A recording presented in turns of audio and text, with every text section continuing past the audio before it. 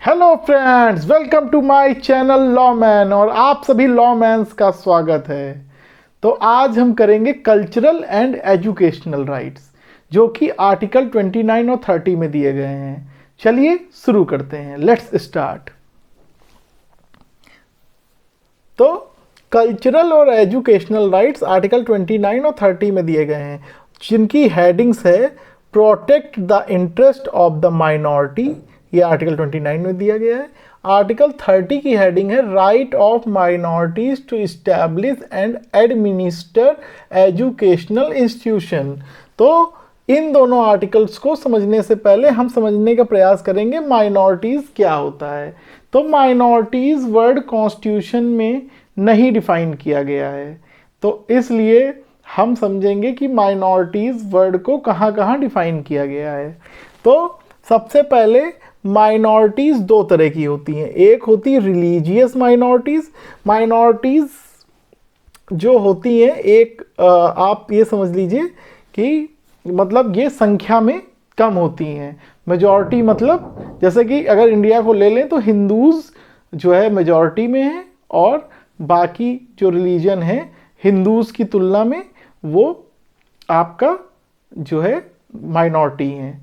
ठीक है, तो इसको ही हम देख लेते हैं, रिलीजियस माइनॉरिटी और लिंग्विस्टिक माइनॉरिटी। तो पहले समझ लेते हैं रिलीजियस माइनॉरिटी कौन है। तो national commission for minorities act 1992 में क्या दिया गया है कि कौन कौन माइनॉरिटी हैं। तो 6 माइनॉरिटी हैं, एक है मुस्लिम, एक Buddhist, Sikh, Christian, Parsis and Jains. तो ये 6 लोग माइनॉरिटी में आते हैं। फिर उसके बाद एक केस आया जिसका था TMA Pai foundation versus state of Karnataka 2007 case. तो इसमें क्या हुआ, कोर्ट ने कहा minority have to be considered state wise. तो माइनॉरिटीज़ को स्टेट वाइज कंसीडर करना चाहिए, टीएमए पाई केस में कहा। इसका मतलब ये है कि अगर मान लीजिए पंजाब में अगर आप जाओगे तो वहाँ पर सिख रिलीजन ज़्यादा है, तो वहाँ पर जो हिंदूज़ हैं उन्हें माइनॉरिटीज़ कहा जा सकता है। तो स्टेट वाइज अगर लेंगे तो हिंदूज़ ऑलमोस्ट 8 स्टेट में जो है माइनॉरिटी है इंडिया में। तो फिर यहाँ से स्टेट वाइज वाला कॉन्सेप्ट आ गया।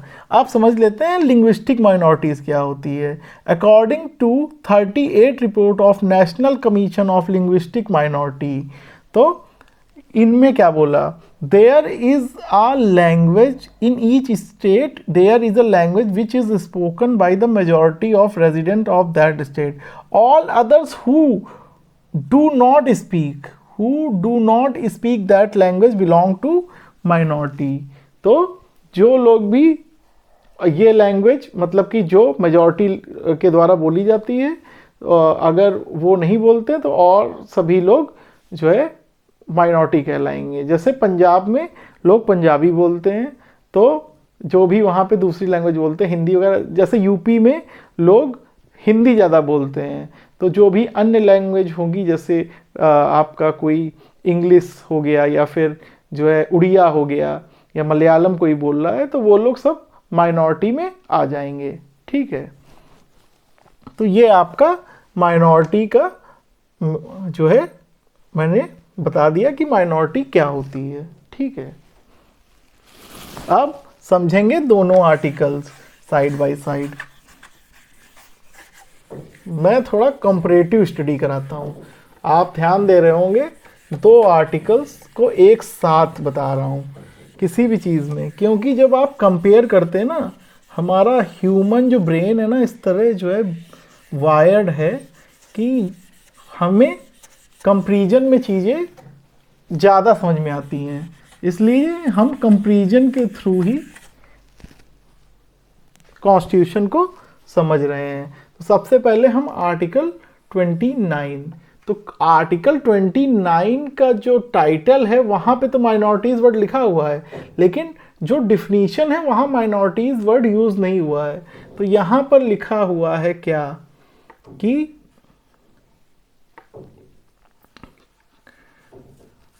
जो है माइनॉरिटीज क्या क्या कंजर्व कर सकते हैं, डिस्टिंक्ट लैंग्वेज, ठीक है, डिस्टिंक्ट लैंग्वेज, डिस्टिंक्ट स्क्रिप्ट, ठीक है, और डिस्टिंक्ट कल्चर, ये कंजर्व कर सकते हैं। तो ये कंजर्व मतलब कंजर्वेशन, तो कंजर्वेशन दोनों लोग कर सकते हैं, माइनॉरिटी भी कर सकती है और मेजॉरिटी भी कर सकती है, मतलब जो संख्या में लोग अधिक हैं वो भी कर सकते हैं। इस आर्टिकल में दोनों लोगों को ही इसमें लिया गया है, माइनॉरिटी को भी लिया गया है, मेजॉरिटी को भी लिया गया है। और ये इसमें ये भी लिखा हुआ है इंडिया या पार्ट ऑफ कोई India, any part of India, ठीक है। तो ये कहीं पे भी की जा सकती है। तो यहाँ पर आप देख रहे हो दोनों लोगों के लिए है। तो ये क्या है, आर्टिकल 29 का क्लॉज 1 है। चलिए इसी समय हम आर्टिकल 30 का भी क्लॉज 1 कर लेते हैं। आर्टिकल 30 का क्लॉज 1 क्या है? आर्टिकल 30 का क्लॉज 1 क्या बोल रहा है, एक बार मैं बेयर एक्ट से रीड करके आप लोगों को बता दे रहा हूं क्या है आर्टिकल 30। आर्टिकल 30 में लिखा है, जो क्लॉज 1 है, provides that all minorities shall have the right to establish and administer educational institution of their choice, ठीक है। तो ये आर्टिकल 30 में दिया हुआ है। तो इसमें ये जहां माइनॉरिटी मेजॉरिटी दोनों के लिए था, ये केवल माइनॉरिटी के लिए है, ठीक है, माइनॉरिटी के लिए है। और इसमें क्या करेंगे, इस्टैब्लिश करेंगे और एडमिनिस्टर करेंगे, किसको, एजुकेशनल इंस्टीट्यूशन को। तो यहाँ पर देखिए आप क्लियरली है कि ये जो है माइनॉरिटी मेजॉरिटी के लिए, ये केवल माइनॉरिटी के लिए है। और इसमें क्या है, ये कंजर्व कर रहे हैं डिस्टिंक्ट लैंग्वेज, स्क्रिप्ट और कल्चर को। कैसे करेंगे, इस्टेब्लिश कर लेंगे अपना एक एजुकेशनल इंस्टीट्यूशन और उसको एडमिनिस्टर करेंगे, ठीक है भाई। किसी चीज़ को यहाँ पे तो लिख दिया कंजर्व, कंजर्व कैसे करेंगे, आप जो है अपना एक स्कूल बना लें, वहाँ पर जो है इन चीज़ों को पढ़ाएं, ठीक है। तो ये हो गया, तो 30 में ये हो गया। बाकी और इसमें कुछ ऐसा नहीं है जो मैं देख पा रहा हूँ, इसमें अब ऐसा कुछ भी नहीं है, ठीक है। तो ये हो गया आपका 29(1) और 31 में क्या डिफरेंस है। अब इसका सेकंड क्लॉज समझने की कोशिश करते हैं। 29 का सेकंड क्लॉज क्या है। 29(1) का एक केस भी कर सकते हैं आप चाहें तो। क्लॉज 1 में एक केस आप कर सकते हैं। एक केस था DAV versus state of Punjab, ठीक है। तो इसमें कोर्ट ने कहा क्या कि जो है पंजाब में जो गुरु नानक यूनिवर्सिटी बनी थी, Guru Nanak university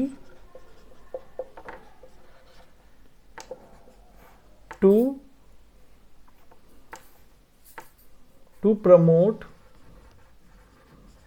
and research in Gurumukhi is not violative of violative of article 29 clause 1। ठीक है, तो ये है कि मान लीजिए ये पंजाब में अगर जो है गुरुमुखी को, क्योंकि पंजाबी लोग वहाँ पे मेजॉरिटी में हैं, तो अगर गुरुमुखी को लोग कंजर्व करने का प्रयास या प्रमोट करने का या उसको बढ़ावा देने की कोशिश करते हैं तो फिर उसमें कोई गड़बड़ी नहीं है। ठीक है, क्योंकि 29 आप जानते हैं मेजॉरिटी और माइनॉरिटी दोनों के लिए है। तो ये आपका एक केस भी हो गया। ठीक है, अब 29 का 2 देख लेते हैं। आर्टिकल 29 का क्लॉज 2। ठीक है, तो क्लॉज 2 एक बार हम देखेंगे और उससे पहले हम इसकी लैंग्वेज रीड कर लेते हैं 29 की।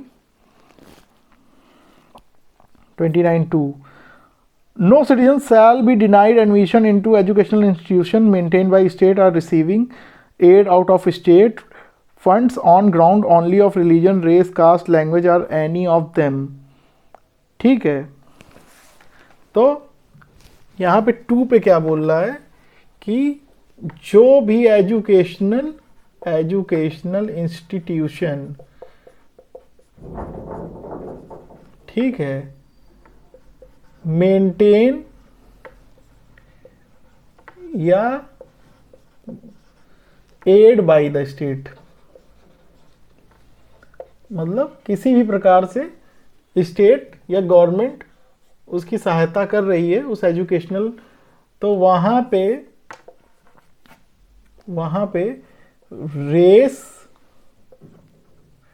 रिलीजन, कास्ट, लैंग्वेज या फिर आर एनी ऑफ देम, या इनमें से किसी में, तो एडमिशन को डिनाई नहीं कर सकते हैं।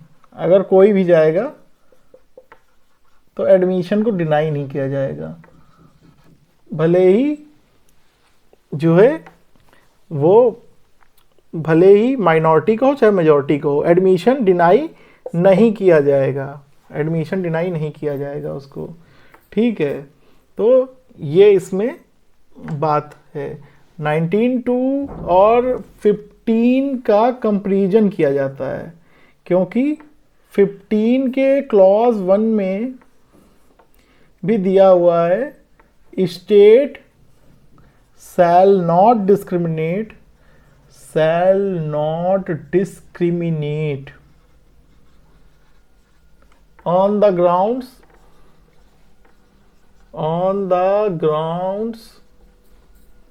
of race, religion, caste, place of birth, ठीक है, एंड etc। ठीक है, तो यहाँ पे आप देख सकते हैं, यहाँ पे रेस, रिलीजन, कास्ट और लैंग्वेज है, जबकि यहाँ पे प्लेस ऑफ बर्थ आ गया है। तो ये एक डिफरेंस है। दूसरा है कि यहाँ पे एजुकेशनल इंस्टीट्यूशन पर जो है को बोला जा रहा है कि वो कोई डिस्क्रिमिनेशन नहीं करेगी वाइल द एडमिशन,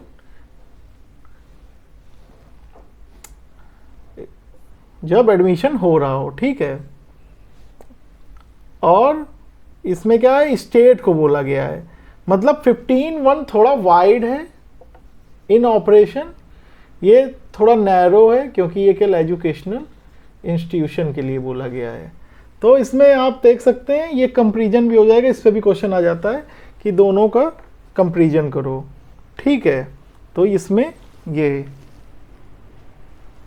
ठीक है, और 29 ये केवल सिटीजन के लिए है और ये कोई भी जा सकता है, सिटीजन या नॉन सिटीजन। ठीक है, तो देखिए यहाँ पे भी कंपैरिजन हो गया। अब जल्दी से देख लेते हैं हम लोग 30 के जो 2 क्लॉज और हैं। ठीक है, एक तो क्लॉज अमेंडमेंट के थ्रू आया, 44th अमेंडमेंट के थ्रू एक क्लॉज आया। ठीक है, 44th अमेंडमेंट के थ्रू आया 30 29 हो गया, तो अब 30 देख लेते हैं।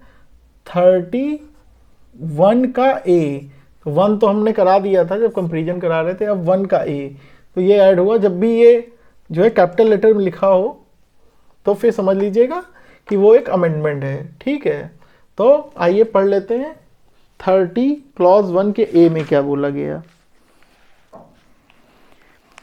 तो इसमें बोला गया, any property of an educational institution establish and administrated by a minority being acquired by the state shall ensure that the amount fixed for such acquired property should be such as would not restrict or abrogate the rights of that minority। ठीक है, तो इसमें कुछ नहीं बोल रहा है। इसमें बोल रहा है अगर मान लो कोई भी कॉलेज क्या, कोई भी इंस्टीट्यूशन ही मान लेते हैं, कोई भी एजुकेशनल इंस्टीट्यूशन है, वो माइनॉरिटी के द्वारा बनाया गया है, वो माइनॉरिटी के द्वारा अगर बनाया गया है, ठीक है, तो उसको स्टेट एक्वायर कर सकती है,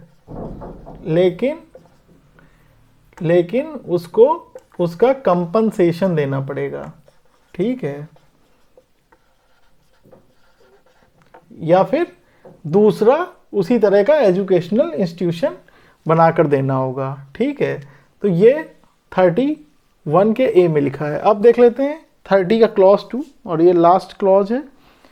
इसमें क्या है, prohibit state from discriminating in granting aid to educational institution managed by the religious and linguistic. तो इसमें कुछ नहीं बोल रहा है।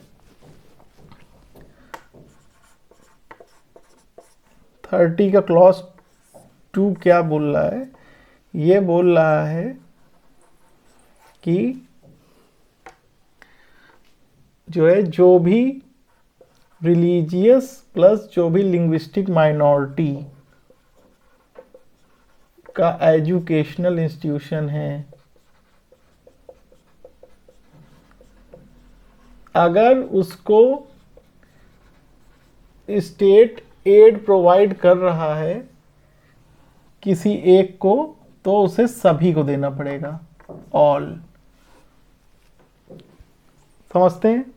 अगर मान लीजिए कोई एक जो है हिंदूज का कॉलेज है, उसको अगर प्रोवाइड कर रहे हैं, जो है उसको एड प्रोवाइड कर रहे हैं, तो फिर जो है सभी को देना पड़ेगा। मतलब अगर मान लो जैन का है, कोई बुद्धिस्ट का है, कोई मुस्लिम का है, सभी को। मतलब अगर मदरसे को दे रहे हैं तो बाकी सभी स्कूलों को देना पड़ेगा जो भी माइनॉरिटीज़ के हैं, ठीक है। माइनॉरिटीज़ यहाँ हिंदू मैंने वर्ड इसलिए यूज़ किया क्योंकि 8 स्टेट में, अगर 8 स्टेट्स में देखें तो हिंदू भी माइनॉरिटीज़ में हैं, ठीक है। तो ये हो गया आपका जो है, ये तीनों क्लॉजेज हो गए। बाकी इसमें कुछ नहीं है, और एक आधे केस देख लेते हैं क्या हैं केसेस। तो इसमें कौन कौन से केसेस हुए वो देख लेते हैं। तो एक केस है इन रे केरला एजुकेशन बिल, ठीक है। इसमें माइनॉरिटी को बताया गया, कोर्ट ने कहा माइनॉरिटी वो है जो 50% से लेस हैं, ठीक है। फिर एक और केस हुआ सेंट स्टीफन केस। तो ये सेंट स्टीफन कॉलेज आपका कहाँ पर है,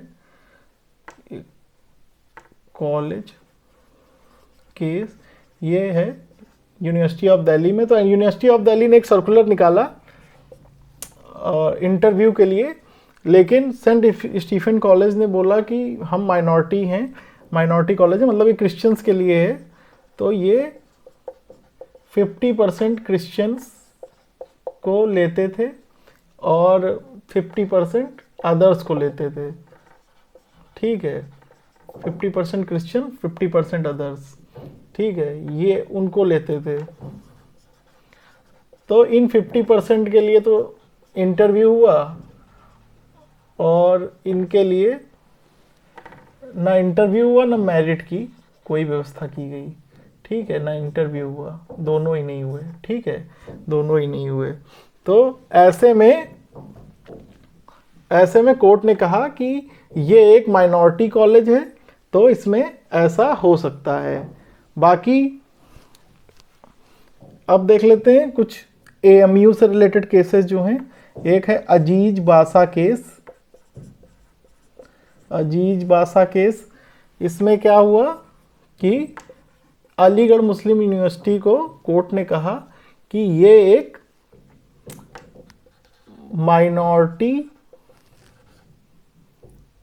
माइनॉरिटी इंस्टीट्यूशन नहीं है, क्योंकि ये पार्लियामेंट एक्ट के थ्रू। फिर अभी 2005 में एक केस हुआ, doctor Naresh Agarwal versus union of India. तो इसमें डॉक्टर नरेश अग्रवाल, ये 2005 का केस है, अभी लेटेस्ट केस है। तो इसमें जो है एएमयू में जो मुस्लिम बच्चों को रिजर्वेशन प्रोवाइड किया जाता था उसको हटा दिया गया, क्योंकि ये पार्लियामेंट्री एक्ट के थ्रू बना था। तो ये इसमें स्टेट तय करेगा कि कैसे लोगों का एडमिशन हो और कैसे इसमें एडमिनिस्ट्रेशन हो।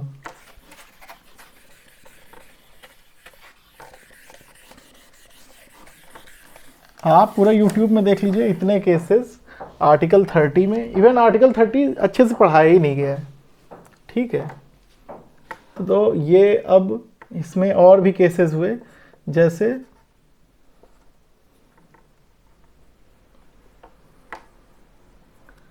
टीएम पाई केस। तो टीएम पाई केस में कहा गया कि जो अनएडेड, मतलब जिनको सहायता नहीं मिल रही स्टेट से, प्राइवेट एजुकेशनल जो इंस्टीट्यूशन है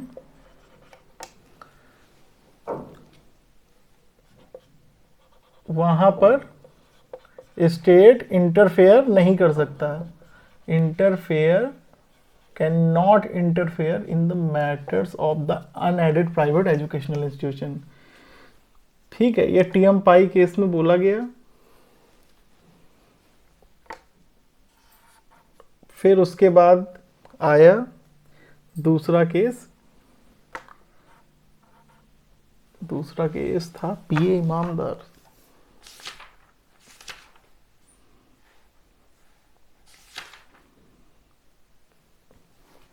Islamic academy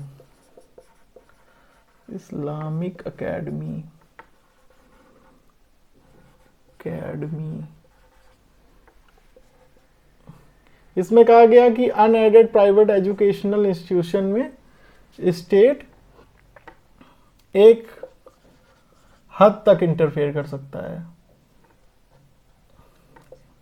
state can interfere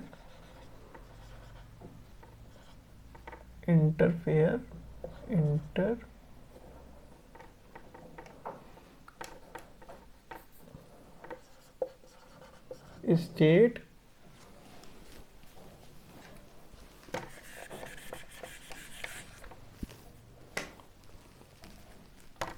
slight interference।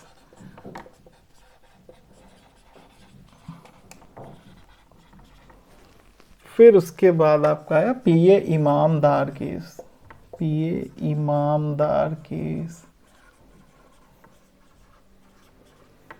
और इसमें कहा गया कि स्टेट